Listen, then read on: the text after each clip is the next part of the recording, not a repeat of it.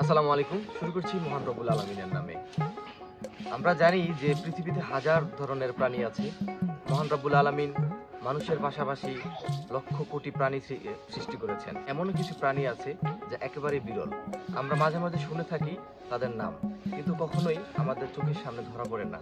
আমাদের অনেক ইচ্ছা থাকে যে আমরা যদি প্রাণীগুলো একটু দেখতে পেতাম। ঠিক ওরকমই একটি প্রাণী হচ্ছে আমার এই যে সামনে যে খাঁচাটি আছে, এখানে একটি প্রাণী আছে যে এই প্রাণীটিকে আমরা বাংলায় বলে থাকি হেজা। এর বৈজ্ঞানিক নাম আছে, এটাকে বলে ইন্ডিয়ান ক্রাস্টেড পার্চিপাইন। এটা বাংলাতে আমরা সাধারণত বলে থাকি হেজা। দেখতে দেখা যায় যে এই হেজাতে কিন্তু হিউজ পরিমাণ কাঁটা থাকে, যেমন আমার হাতে কয়েকটি কাঁটা আছে। আমাদের বাসায় আমার এক বড় ভাই, উনি এটাকে সংগ্রহ করেছেন। এই যে দেখতে দেখা যাচ্ছে আমার হাতে একটি কাঁটা আছে, এরকম শত শত কাঁটা ওর গায়ে থাকে। কিন্তু এর পরেও এই কাঁটার ভিতরে এই চামড়ার একটা আস্তরণ, তার ভিতরে যে মাংস, সেই মাংস কিন্তু মানুষ খেয়ে থাকে।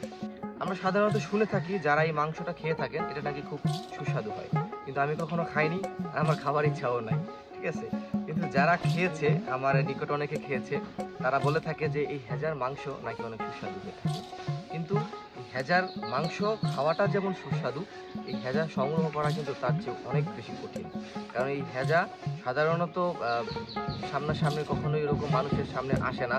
এরা খুব সতর্কভাবে চলাফেরা করে এবং খুব সতর্ক অবস্থানে তারা থাকে। কিন্তু তারপরেও মানুষ তো চিরবুদ্ধিজীবী, মানুষের কাছে এরা ধরা পড়েই যে একটা পর্যায়ে। হেজা সংগ্রহ করা অনেক কষ্ট এবং দুরূহসাধ্য এবং খুবই ডেঞ্জারাস।